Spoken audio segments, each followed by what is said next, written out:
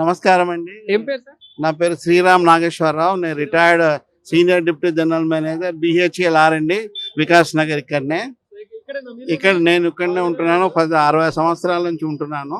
Vote అంతా ఈయనే కావచ్చు. ఓటు హక్కు ఉంది, అన్ని ఓట్లు వేసాను. ఎట్లా సార్ అంటే ఇప్పుడు రాష్ట్రంలో ప్రస్తుతం పరిస్థితులు చూస్తా ఉంటే డెవలప్మెంట్ పరంగా కావచ్చు, ఇప్పుడు ప్రభుత్వం వచ్చినప్పటి నుండి కావచ్చు, ఇంతకుముందు ప్రభుత్వంలో ఎట్లా అనిపిస్తా ఉంది డెవలప్మెంట్? కానీ డెవలప్మెంట్ అవుతుంది. కాస్త లంచగొండితనం కొద్దిగా తక్కువ ఉంది కంపేర్ టు ఇది వరకు ఉన్న గవర్నమెంట్కి ఇప్పటికి కాస్త వ్యత్యాసం అయితే ఉంది. లేదని ఎట్లా చెప్పగలుగుతాం? అంటే ఎవరి హయాంలో మంచిగా అనిపిస్తా ఉంది? ఎవరాయం అంటే ఈయన కూడా బాగానే చేస్తున్నాడు. ఈయనకున్న నిధుల ప్రకారంగా, ఈయనకున్న అలొకేషన్స్ ప్రకారంగా, ఆయనకున్న ఆదాయం ప్రకారంగా డెవలప్మెంట్ యాక్టివిటీ అవుతుంది. ఇంకా చేయాలా, ఇంకా డెవలప్మెంట్ లో ఇంకా ఆయన శ్రద్ధ తీయించుకుంటే ఇంకా బాగా అవుతుందని నా అడ్మినిస్ట్రేషన్ ఎట్లుంది సార్? అంటే ఎడ్యుకేషన్ పరంగా కావచ్చు, హెల్త్ పరంగా చాలా చేంజెస్ ఉన్నాయి. అవగాహన ఇంకా కావాలా. ఎందుకంటే ఇదివరకు ఎడ్యుకేషన్ మినిస్టర్స్ అందరూ ముస్లిం వాళ్ళు ఉండ్రి, వాళ్ళ అనుగుణంగానే కార్యరూపం దాల్చింది. కానీ హిందూ పతంగా ఏమి కార్యరూపం దాల్చలే. అది చాలా దురదృష్టకరం. హిందూ దేశం అయి ఉండి ఆ విధంగా చేసుకోవటం మన దురదృష్టకరం. గత ప్రభుత్వం, ఈ ప్రభుత్వం కానీ, ఇప్పుడు బీజేపీ ప్రభుత్వం కానీ అది దృష్టిలో పెట్టుకొని కాస్త డెవలప్మెంట్ చేస్తే చాలా బాగుంటుంది. ఫ్యూచర్ తరాలకి మనమేంటి అనే సంస్కృతి అనేది తెలుస్తుంది.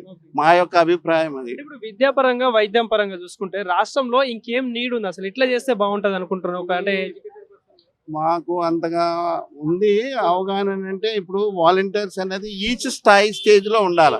ఈ బస్తీ నుంచి ఉండాలా. బస్తీ పురోగం అయితే ఈ విధంగా కాలనీ డెవలప్ అయితే, కాలనీ అన్ని మంచిగా అయితే ఈ విధంగా అవుతుంది.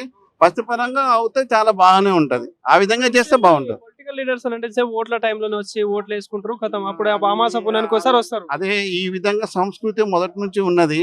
అదే సంస్కృతి అలవాటు అవుతుంది, కానీ ఏం చేంజెస్ అవ్వట్లేదు. అది మాత్రం కాంగ్రెస్ గవర్నమెంట్ లో చాలా హామీలు ఇచ్చి నిరుద్యోగ యువతలకి 2 లక్షల ఉద్యోగాలు అని చెప్పేసి, 6 గ్యారెంటీలు అని చెప్పేసి ఏం డెవలప్మెంట్ లేదు. యాక్చువల్ గా ఆయన 2 లక్షల ఉద్యోగాలంటే ఏడికెళ్ళి తెస్తాడు? మనకి ఇన్ఫ్రాస్ట్రక్చర్స్ ఇంకా మన కంపెనీస్ రాలేదు. ఇది వరకు ఉన్న చంద్రబాబు నాయుడు హయాంలోనే వచ్చాయి చాలా. ఇంకా గత ప్రభుత్వం కూడా అంతగా శ్రద్ధ తీసుకోవాలి.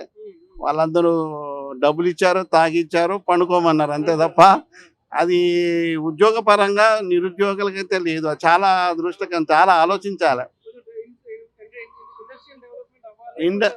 ఇండస్ట్రియల్ డెవలప్మెంట్ కావాలి. అంత ఇంజనీరింగ్ ఉన్నారు స్టూడెంట్స్, ఆడు బీటెక్ చదివి ఎంటెక్ చేసి అన్ని చేసిన తర్వాత మళ్ళీ ఆటో నడుపుతున్నాడు. ఎంత బాధగా అనిపిస్తుంది. అది చాలా బాధగా అనిపిస్తుంది. ఆ విధంగా చదివి ఎంప్లాయ్మెంట్ క్రియేట్ చేయాలా, రిసోర్సెస్ డెవలప్ చేయాలా, అటువంటి బయట వాళ్ళని కూడా తీసుకోవడం చేయాలి.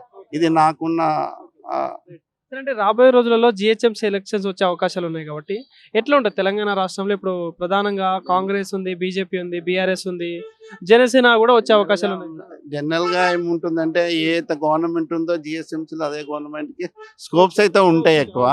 ఎందుకంటే వేరే గవర్నమెంట్ వస్తే డెవలప్మెంట్ యాక్టివిటీ కావు.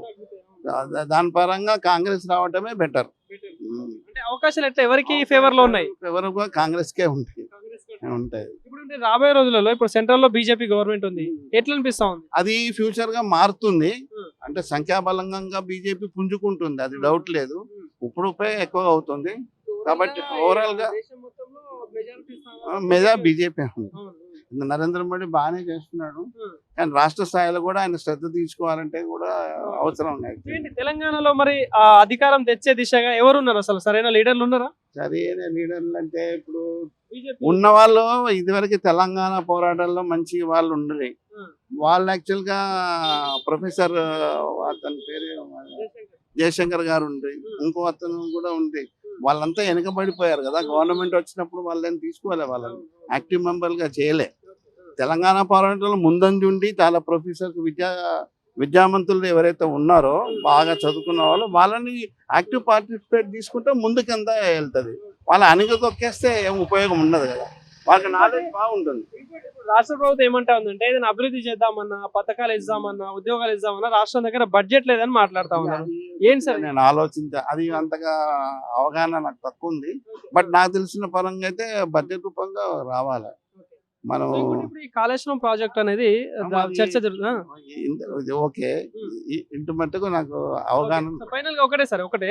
సో ఇప్పుడున్న పరిస్థితుల్లో చూస్తా ఉంటే కాళేశ్వరం ప్రాజెక్ట్ గురించి మనం వెళ్తే చాలా డీప్ కి వెళ్ళాలా. ఆ గవర్నమెంట్ ఏ విధంగా చేసింది వాళ్ళ ఆలోచనలు. ఈ కాంగ్రెస్ గవర్నమెంట్ ఏముంది, కాళేశ్వరం ప్రాజెక్ట్ ఉపయోగం లేదు, 1,00,000 కోట్ల రూపాయల స్కామ్ అయింది. కొన్ని స్కామ్ అయితే అయ్యింది. స్కామ్ చేయండి. ఇప్పుడు ఏ అయితే గవర్నమెంట్ ఉన్నారో వ్యక్తుల్లో నేను పేర్లను తీసుకోను, కానీ వాళ్ళ యొక్క ఆస్తి ఎట్లా ఉంది, ప్రజెంట్ పొజిషన్ ఏముంది, దాన్ని బట్టి ఈవెన్ తెలివి ఏం చదువుకున్నాడు కూడా చెప్పగలుగుతాడు కదా సార్. ఇప్పుడు మీరు ఒకటి ఆలోచించండి, కామన్ పర్సన్ కూడా చెప్పగలుగుతాడు. ఆయన ఏం తీసుకెళ్తాడు, వాళ్ళు ఏం తీసుకెళ్తారు చెప్పండి. ఏం లేదు. అది యాక్చువల్ ఉన్న పేరు పోయింది ఆయనది. అదే చెప్తున్నా, వాళ్ళ పొజిషన్ చూస్తే చాలా ఆలోచించవలసిన విషయం కదా. అది కామన్ పర్సన్ కూడా తెలుస్తుంది కదా. ఫైనల్ గా ఏం చెప్తారు సార్, అంటే ఇప్పుడున్న పరిస్థితుల ప్రకారం చూస్తుంటే రాష్ట్రంలో మళ్ళీ ఏమైనా కొత్త గవర్నమెంట్ వచ్చే అవకాశాలు ఉంటాయా? ఇప్పుడుగా తెలియదు, ఈయన డెవలప్మెంట్ తర్వాత బట్టి తెలుస్తుంది. ఇంకా టైం ఉంది కదా, చేసే స్కోప్ ఉంది, ప్రజలు ఇచ్చారు ఆయనకి. ఆయన ఇంకా టైం ఉంది. కమింగ్ డేస్ లో కాంగ్రెస్ కూడా పుంజుకుంటుంది, అదేం లేదు. ఆయన చేసే యాక్టివిటీ బట్టి ఉంటుంది. ఎందుకంటే కాంగ్రెస్ ఎప్పుడైతే ఒకని పక్షాన నిలబడింది అనుకో, ఒక్కని యొక్క ఆధిపత్యంలో నడిచింది అనుకో, చాలా బాగా డెవలప్ అవుతుంది. ఎందుకంటే ఇదివరకు కాంగ్రెస్ లో చీలికలు ఉంటుండే, వానికో గ్రూపు, వీనికో గ్రూపు, వాని గ్రూప్ వల్ల డెవలప్మెంట్ కాలే, వర్గాలు ఉండే. ఇప్పుడు ఆ వర్గం లేదు, ఒకని ఆధిపత్యంలో నడుస్తుంది. కాబట్టి డెఫినెట్ గా బాగుంటది. బీజేపీకి ఏమైనా అవకాశాలు ఇచ్చినందుకు యువ టీవీ వాళ్ళకి చాలా ధన్యవాదాలు.